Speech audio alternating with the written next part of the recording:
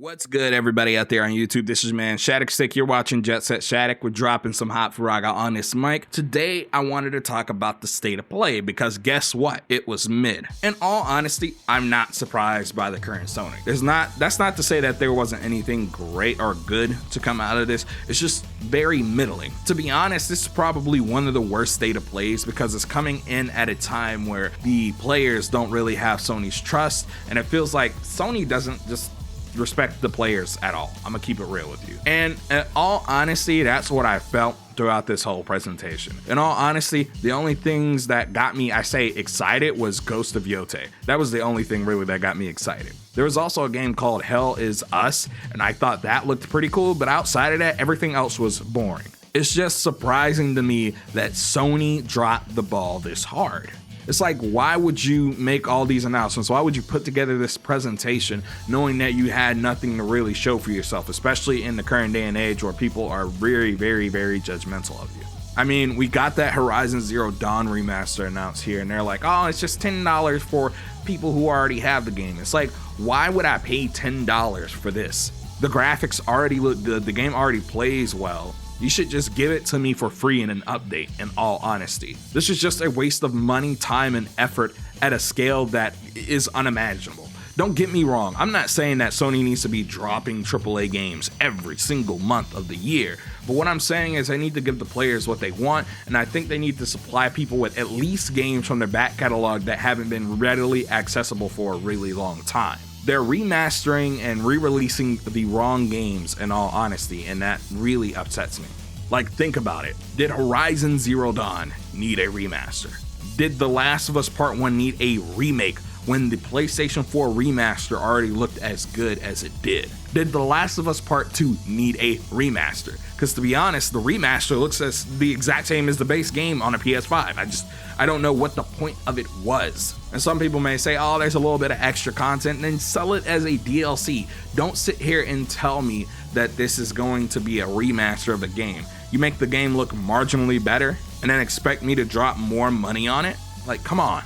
Especially when that original version of the game looks as good as it does, runs as well as it does, and is readily accessible. I mean, I said this in previous videos. Why have we got no Infamous collection? It is beyond me that Sony just continues to do nothing with that franchise, especially since I know they had plans to release DLC based on a lot of the people in Infamous Second Son. Like, why haven't we gotten more of that? More even small standalone adventures. I get that AAA game development is costing more and more these days, and these budgets have ballooned to insurmountable numbers. At the end of the day, just make smaller games, smaller projects to space out your AAA releases. We should have an Infamous collection. We should have a Killzone collection. We should even have collections of, say, for instance, God of War 1 through 3 available on the PlayStation 4. Or my bad, the PS5. I forgot. The PS4 is still relevant. That's why I say that. I mean, they're sitting on franchises like Little Big Planet, Killzone, Jak and Daxter, Sly Cooper, and more, and just refuse to do anything with them. We could even have Ratchet and Clank collections, but they do nothing with them. It is beyond me how Sony has gotten away with basically forgetting all of their back catalog at this level, especially when they talk about going into the PlayStation 6, them choosing AMD and backwards compatibility being an issue of high importance. The reason why it's an issue of high importance is because they don't want people to have to restart their entire PlayStation library. Because really, the only thing keeping people on the PlayStation, console is that they've amassed a library on PlayStation. Therefore, if they do not buy another PlayStation, they're basically losing thousands, hundreds, however many dollars they've invested into their PlayStation account and library. And to people who don't have a PlayStation, an Xbox, a Nintendo Switch, on PC, imagine if your Steam account, I have like 200, 300 games. If I lost my Steam account today, I'd be devastated. If I couldn't access the games I bought on Steam, I'd be pissed, rightfully so. And that's why a lot of people are staying around with PlayStation. To be honest, Ghost of Yote was pretty hype. I'm actually pretty hype about that. It looks good. It makes me want to go and actually finish Ghost of Tsushima because my girlfriend took over the game while I was in the midst of playing it.